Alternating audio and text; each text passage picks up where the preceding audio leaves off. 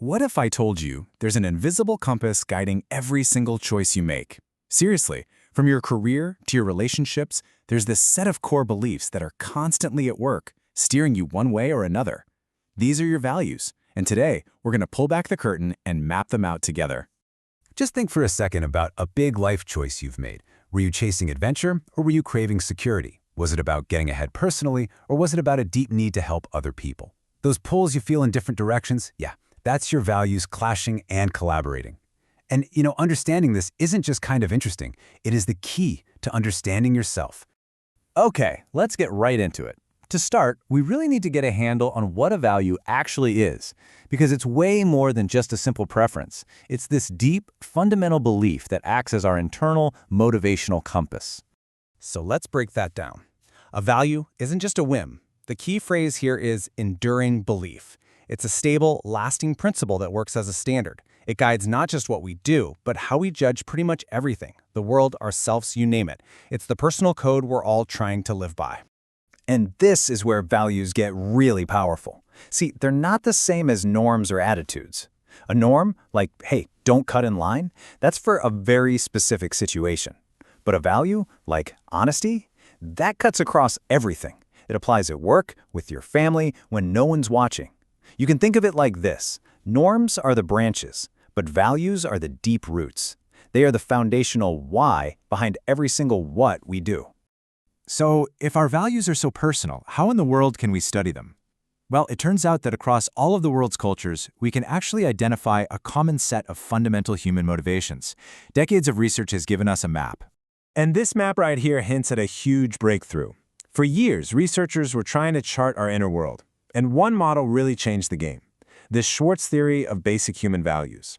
This thing is scientifically validated across dozens and dozens of countries, and it pinpoints 10 core values that are recognized as fundamental human drivers, no matter where on Earth you live.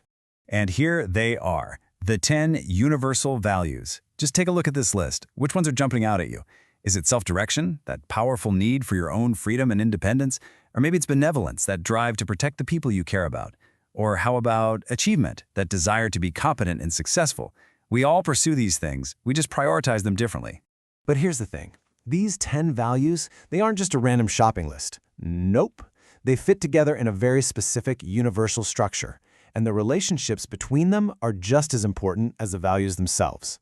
This is where it gets really fascinating. The theory arranges these values in a circle, just like a compass, and where they sit on that circle matters. Values that are next to each other, like achievement and power, they're allies. They tend to support each other. But values on opposite sides, like power and universalism, well, they're in direct conflict. Pursuing one often means you have to dial back the other. Almost every big choice we make is a trade-off on this very circle.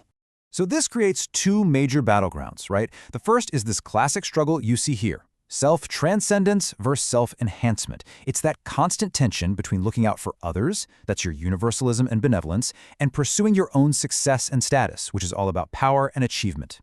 The second big tug-of-war pits openness to change against conservation.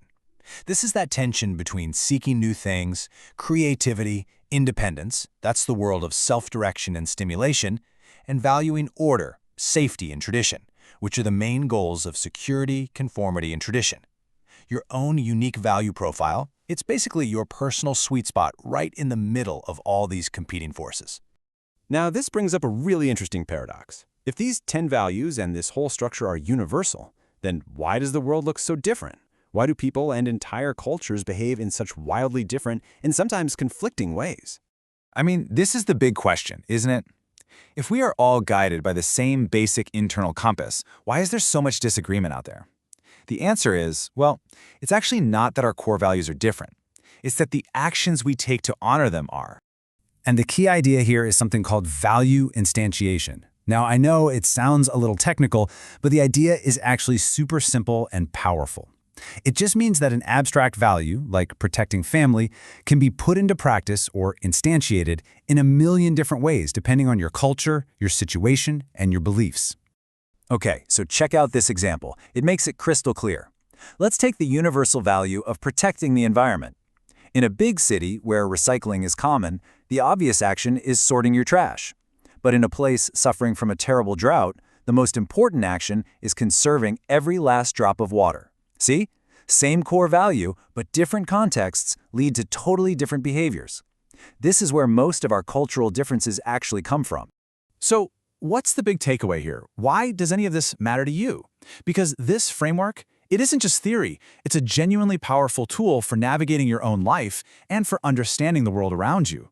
You know, when we see someone do something that seems foreign or maybe even wrong to us, it's often not because they have bad values. It's probably because they are acting on a shared universal value, just in a way we're not familiar with. Realizing that we are all guided by the same motivational compass, that can be a truly profound source of empathy and connection. So, let's just wrap this all up. At our core, every one of us is guided by these same 10 motivations, constantly balancing how they conflict and how they work together.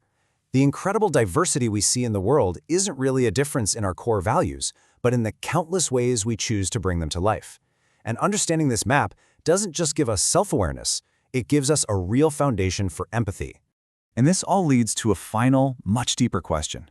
We've seen the 10 values that motivate all of us, but which of them do we actually consider to be moral values? When we talk about being a good person, what are we really talking about? Is it benevolence, universalism, maybe even conformity? And perhaps the most important question of all, who gets to decide? That's definitely something to think about.